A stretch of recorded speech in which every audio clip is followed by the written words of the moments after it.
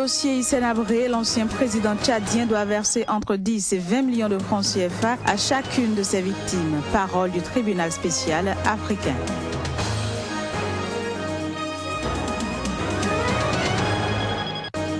Le président burkinabé est arrivé à Abidjan dans le cadre du 5e sommet Côte d'Ivoire-Burkina Faso. Sa toute première visite officielle sur le sol ivoirien depuis son élection.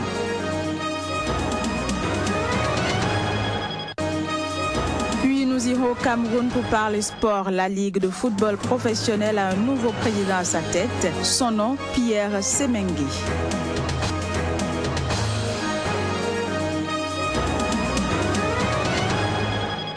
Bonsoir et bienvenue à toutes et à tous.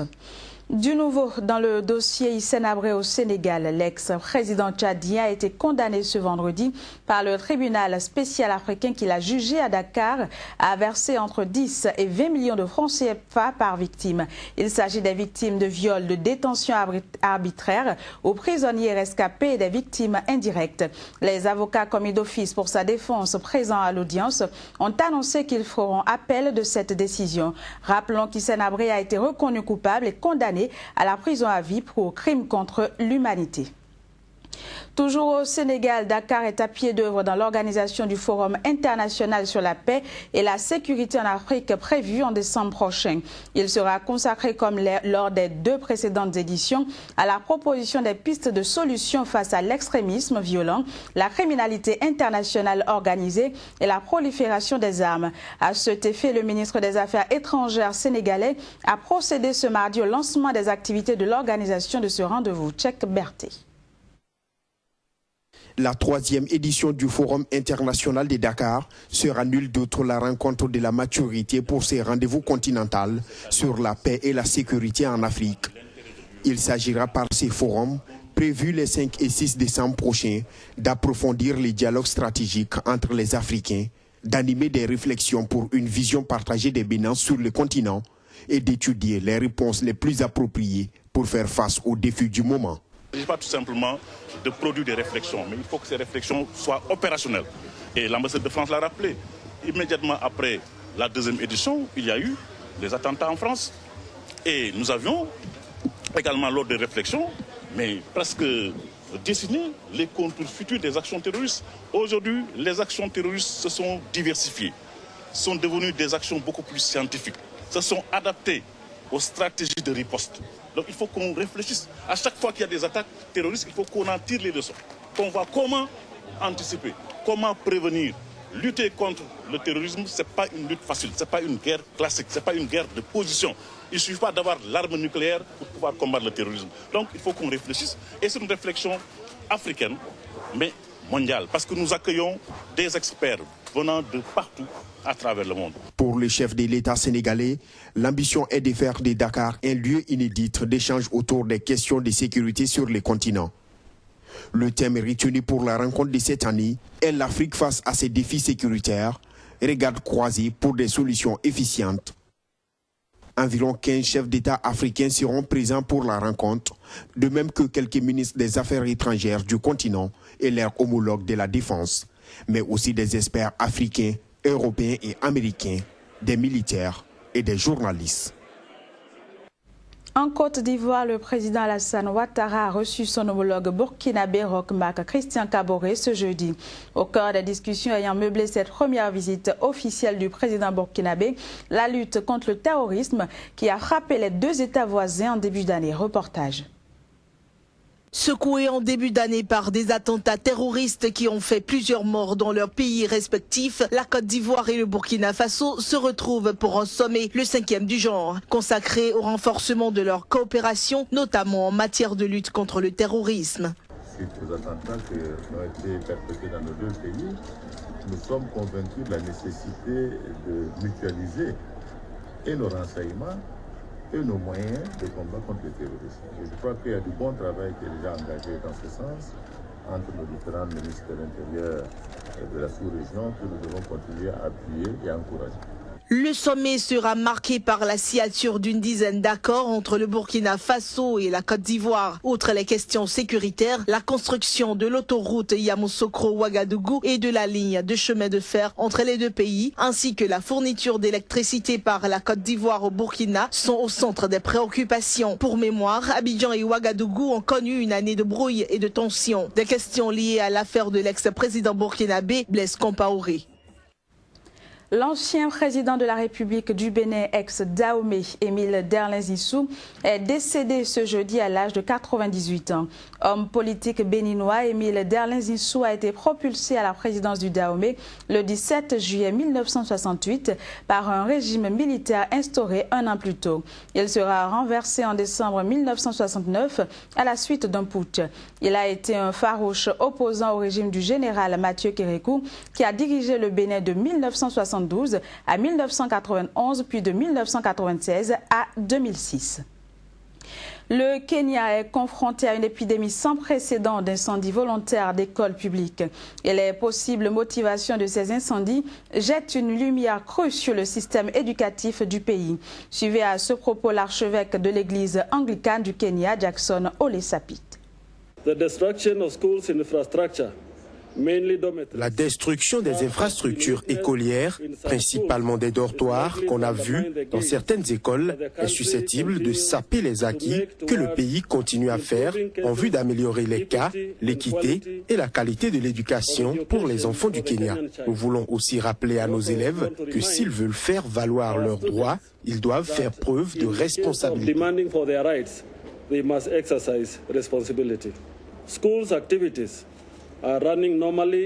Les écoles fonctionnent normalement dans 99% des 9300 écoles secondaires du pays, mais les cas de troubles repérés dans un nombre minimal d'écoles sont une cause de préoccupation pour toutes les parties du secteur de l'éducation et tous les efforts doivent être faits par parents, enseignants, membres du clergé, responsables de la sécurité et des officiers et même des étudiants pour mettre fin à l'indiscipline. En France, 3 jours après l'attentat à l'église de Saint-Étienne-du-Rouvray, l'enquête a progressé ce jeudi avec l'identification du second tueur. Il s'agit d'un jeune homme fiché depuis peu pour radicalisation. Les habitants de cette banlieue de Rouen ont rendu un hommage au prêtre tué. Images et sons. Ils étaient environ 3500 personnes à se rassembler dans un parc de la commune en mémoire de Père Jacques Hamel. Les obsèques du révérend père, alors âgé de 86 ans, seront célébrées mardi à la cathédrale de Rouen. L'émotion était vive. On l'a connu, Adèle, moi je l'ai connu quand il était gamin, quand il était joyeux, quand il était content, quand il était qu'il voulait faire la fête, il voulait sortir, il voulait voir les filles. Mais après Adèle, les parents ils ont alerté, l'État ils ont rien fait, ils ont rien fait pour sauver la famille de Adèle, pour sauver Adèle et pour sauver le père. Oui, elle le gardera d'autant plus en mémoire qu'elle est au centre aéré au pied de l'église. Donc elle a été confinée pendant 3 heures avec la police. Donc elle a cru que c'était un exercice et elle a pris conscience de la réalité en sortant, en fait. Donc ça a été difficile à 7 ans de l'entendre et de le voir. Voilà. Donc c'est aussi pour ça et pour lui montrer ce que c'est, ce que c'est que le rassemblement et non pas ce que c'est que la peur et la violence. La seconde victime de l'attaque revendiquée par le groupe djihadiste État islamique, un paroissien de 87 ans, a subi une deuxième opération au poumon et se porterait bien. L'enquête évolue. Abdel Malik Petitjean, âgé de 19 ans, a été formellement identifié. Sa carte d'identité avait été retrouvée au domicile du premier tueur. Cet attentat survenu moins de 2 semaines après l'attaque au camion qui a fait 84 morts à Nice a fait surgir de nouvelles polémiques, en particulier sur la riposte juridique et politique à la menace terroriste. La première ministre britannique Theresa May s'est rendue en Pologne. Lors de sa visite, elle a rassuré la Pologne inquiète du sort de ses très nombreux ressortissants vivant en Grande-Bretagne dans la perspective du Brexit. Les images. Lors de sa tournée, Theresa May a fait de brèves apparitions à Bratislava et à Varsovie. Une occasion pour la nouvelle chef du gouvernement britannique de rassurer les deux capitales sur le sort de leurs ressortissants vivant sur le territoire britannique. Je comprends que les Polonais vivant au Royaume-Uni veulent savoir s'ils conserveront leurs droits une fois que le Royaume-Uni aura quitté l'Union européenne. Je veux et j'espère pouvoir garantir leurs droits au Royaume-Uni. Les seules circonstances dans lesquelles cela ne sera pas possible de le faire serait le cas où les droits des citoyens britanniques vivant dans l'UE ne seraient pas de même garantis. Du côté polonais, le chef du gouvernement a déclaré que son pays comptait sur un partenariat stratégique avec Londres. Elle souhaite également que l'Union européenne mette en place des réformes pour mieux répondre aux attentes des Européens. Mogę stwierdzić, że jest pełna deklaracja ze strony pani premier. Je peux annoncer qu'il y a de la part de Madame la Première ministre un plein engagement pour que la situation des citoyens polonais ne change pas pour l'instant. Tant que la Grande-Bretagne reste dans l'Union européenne, rien ne changera. Et après sa sortie de l'Union européenne, tout se fera sur le principe de réciprocité. La situation des citoyens de l'Union européenne sera exactement la même en Grande-Bretagne que celle des Britanniques dans l'Union européenne. Dokładnie taka sama jak obywateli brytyjskich w Unii Europejskiej. Forte de quelques 790 000 membres, la communauté polonaise forme le plus gros contingent des 3 millions de citoyens de l'Union européenne installés au Royaume-Uni. Une note sportive à présent au Cameroun. Après avoir administré la Ligue pendant 5 années, de 2011 à 2016 sans mandats électifs, Pierre Semengue a été élu hier jeudi par ses pairs pour présider l'instance en charge du football professionnel. Le président du comité provisoire de gestion de la Ligue du football professionnel au Cameroun a obtenu 26 voix contre 7 pour son challenger Franck Happy. Narcissoum pour le compte rendu. Le général d'armée en deuxième section, Pierre Semengue, a été reconduit à son poste de président de la Ligue de football professionnel du Cameroun par 26 voix contre 7.